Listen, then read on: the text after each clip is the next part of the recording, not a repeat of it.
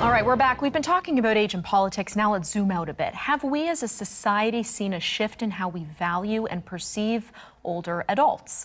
Not only in the political arena, but in various facets of our daily lives. Moses' assignment, he put it this way: in the last 60, 70 years, we've seen the culture trade in the wisdom and political gravitas of age for the vibrancy and diversity of youth. Brian. So the reason it went young was because of the boomers in Right. the 1960s.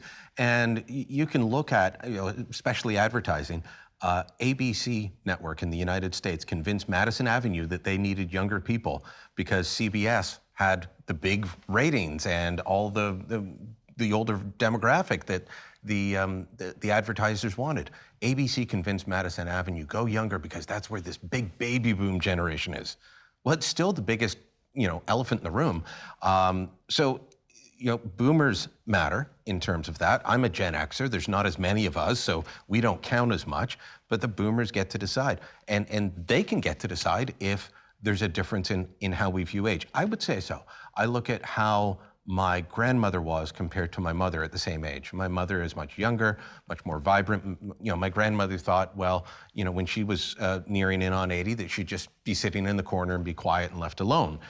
That's not Ronnie. That's not my mother. So it's never going to happen. Very different in how people view age themselves. And I think it's changed as a society as well. I do think it's also manifesting itself in the generational backlash, Rudy, that we're seeing against boomers with the OK Boomer trend and so on. Your thoughts? Well, I hate that, first of all. It just drives me nuts. I think it's, if you look at advertising, it generally tends to be younger people. And if it's an old person, they tend to be the butt of a joke, or they're played up for a stereotype. I see the contrast a lot in the work I've just wrapping up now for my other career. I spent a lot of time in Asia, in Japan and Taiwan and Korea.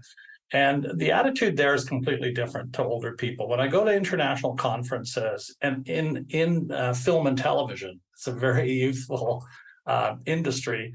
And I see myself being the older and older person. There's a different attitude when I'm in Tokyo as opposed to Amsterdam or even Toronto, where in Toronto, I'll be the old guy coming, like, what's he doing here? People look at old people and say they're elderly as opposed to elders.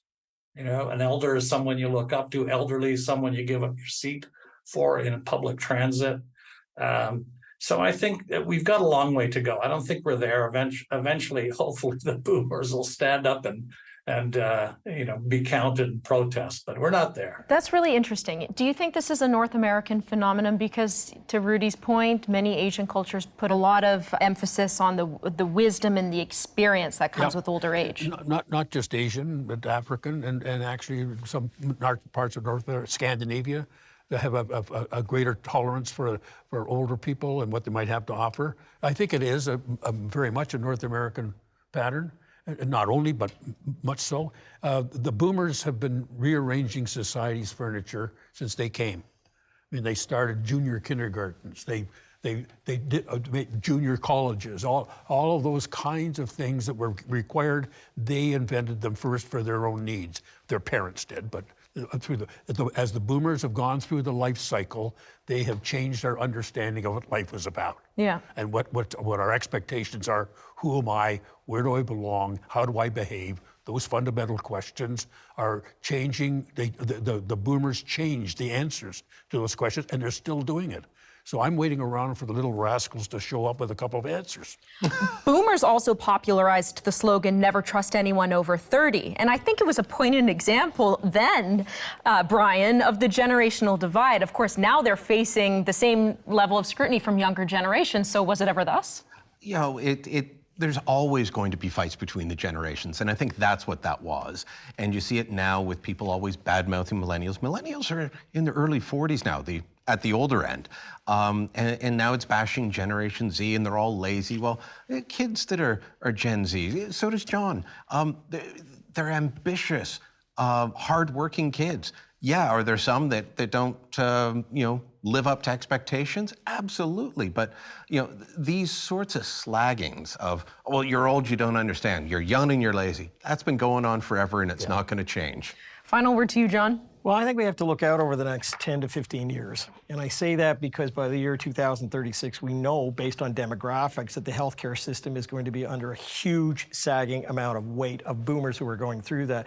By the year 2042, you're actually going to see the boomers pretty much gone. That's when kids get the homes that they've been looking for because of that. But between now and then, I mean, you're going to have, because of the long ages that we have, I mean, think of it, in 2036, we'll have 91,000 people who are over the age of 100, which is the size of Victoria right now.